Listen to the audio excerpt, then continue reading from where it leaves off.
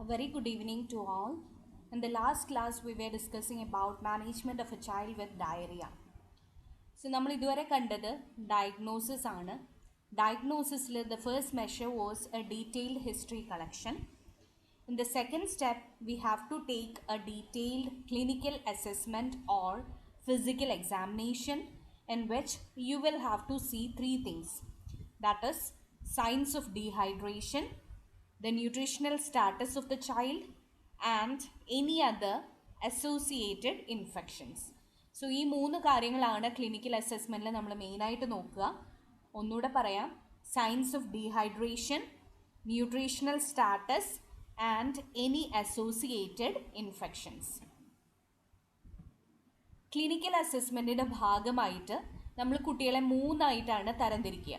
That is mild, moderate and severe dehydration. So mild dehydration എന്ന് പറയുമ്പോൾ there is less than 3% body weight loss.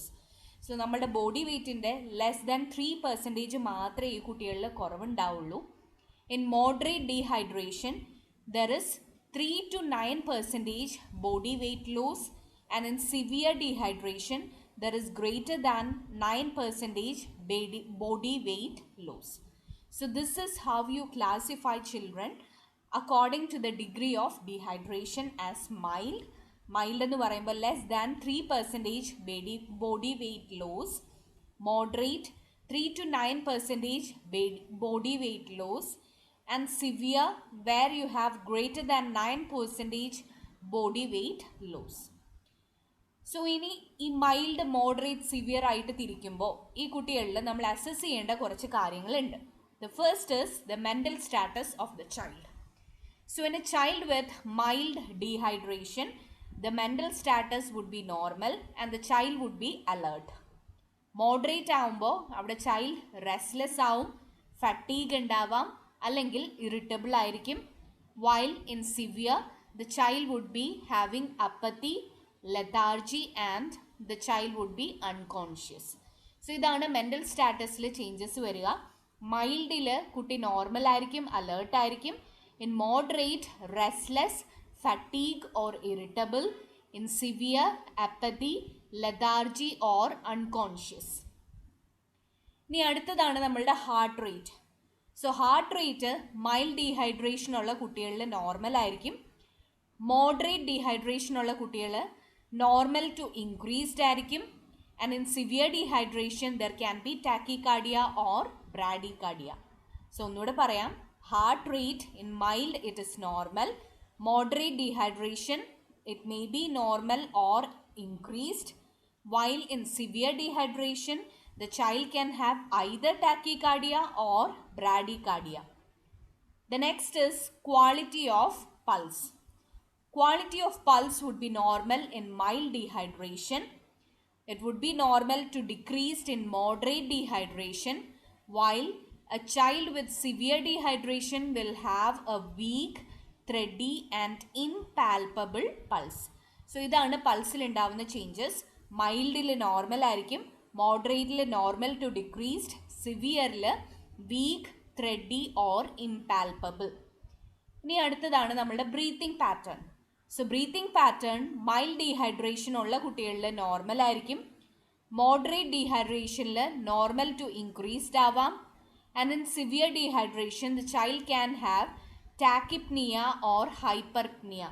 ഒന്നെങ്കിൽ raised ടാക്കിപ്നിയ ഉണ്ടാവാം, അതായത് increase heart rate, അല്ലെങ്കിൽ ഹൈപ്പർപ്നിയ, അതായത് നമ്മളുടെ ഹൈപ്പർ വെന്റിലേഷൻ കുട്ടികളിൽ കാണാം. So these are the changes in breathing pattern. Mild dehydration, it is normal. Moderate dehydration, it can be normal or increased. While in severe dehydration, there can be tachypnea or hyperpnea. Coming to eyes, when you examine the eyes of children with dehydration, in mild dehydration, it would be normal. In moderate dehydration, it is slightly sunken. And in severe dehydration deeply sunken. So moderate dehydration ആണെങ്കിൽ ചെറുതായിട്ട് കണ്ണ് കുഴിഞ്ഞിട്ടായിരിക്കും ഇരിക്കുക. Severe dehydration ആകുമ്പോൾ നല്ല പോലെ കണ്ണ് സങ്കൺ ആയിരിക്കും. The next is fontanelles. Fontanelles, when you examine the fontanelles, it would be normal in mild dehydration. Moderate dehydration ഉള്ള കുട്ടികളിലെ fontanelles തൊട്ട് നോക്കുമ്പോൾ it would be slightly sunken, while in severe dehydration it would be deeply sunken. So fontanelles ഉള്ളിലേക്ക് കുഴിഞ്ഞിട്ടായിരിക്കും ഈ കുട്ടികളിൽ ഇരിക്കുക. So that is about fontanelles. It is normal in mild, it is slightly sunken in moderate, and deeply sunken in severe dehydration. The next is tears. So when you see the eyes of the child and observe the tears of the child, in mild dehydration it would be normal. Moderate dehydration, it would be either normal or the tear content would be decreased, and in severe dehydration it would be absent. So it കുറച്ച് symptoms മാത്രമാണ് പറഞ്ഞത്, കുറച്ചും കൂടി ഉണ്ട്. Will see in the next slide. ഇതുവരെ ഉള്ളതൊന്ന് summarise ചെയ്യാം.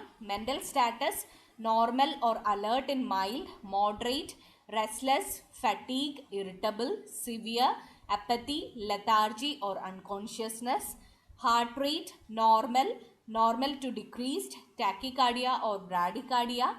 Quality of pulse normal, normal to decreased, weak, thready and impalpable pulse in severe dehydration. Breathing pattern normal in mild, moderate, normal to increased, and tachypnea or hyperpnea in severe dehydration. Eyes are normal in mild, slightly sunken and in moderate, and deeply sunken in severe. Fontanelles are normal in mild, slightly sunken in moderate, and deeply sunken in severe dehydration. Tears are normal in mild, normal to decreased in moderate, and absent in severe dehydration. The other symptoms we observe for are the mucous membrane of the child. It is moist in case of mild dehydration. It is dry in case of moderate dehydration, and it is parched in case of severe dehydration. Parched എന്ന് പറയുമ്പോൾ വരണ്ടിരിക്കുന്ന ഒരവസ്ഥേനെയാണ് parched എന്ന് പറയുക.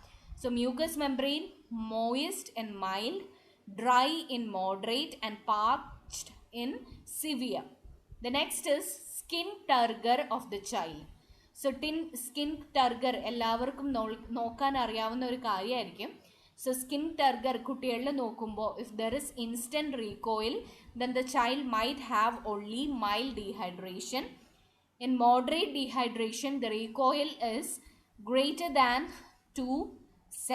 less than 2 seconds, while in severe dehydration it is greater than 2 seconds.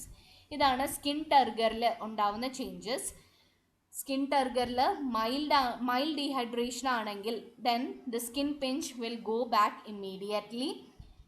In case of moderate dehydration, the skin pinch will go within 2 seconds, while in severe dehydration, the skin pinch goes back taking more than 2 seconds. The next is capillary refill. In mild, it is less than 2 seconds. In moderate, it is prolonged, while in severe, it is minimal. And lastly, about the extremities, they are warm in mild, cool in moderate, and mottled or cyanotic in case of severe dehydration. So ഇതാണ് clinical അസസ്മെൻറ്റിൽ നമ്മൾ observe ചെയ്ത് കുട്ടികളെ categorise ചെയ്യേണ്ട pattern. ആദ്യത്തെ slide നമ്മളൊന്ന് discuss ചെയ്തതാണ്. രണ്ടാമത്തെ slide ഒന്നുകൂടെ സമ്മറൈസ് ചെയ്യാം. മ്യൂക്കസ് മെംബ്രെയിൻ മോയിസ്റ്റ് ആയിരിക്കും in mild, dry in moderate, and parched in severe. Skin turgor, there is instant recoil of the skin pinch in mild, recoil within 2 seconds in case of moderate, and it takes more than 2 seconds in case of severe. Capillary refill is less than 2 seconds in mild, prolonged in moderate, and minimal in severe. Extremities are warm in mild, cool in moderate, and mottled or cyanotic in case of severe dehydration. So skin pinch ആണ് ഇവിടെ കാണുന്നത്. Skin pinch test ചെയ്യാനായിട്ട് usually നമ്മൾ അഡൽട്സിൽ കയ്യിലൊക്കെ ചെയ്യും, പക്ഷെ കുട്ടികളിൽ usually അബ്ഡോമനിലാണ് നമ്മൾ ചെയ്യുക. So it is shown in this figure. Abdomen ഇങ്ങനെ,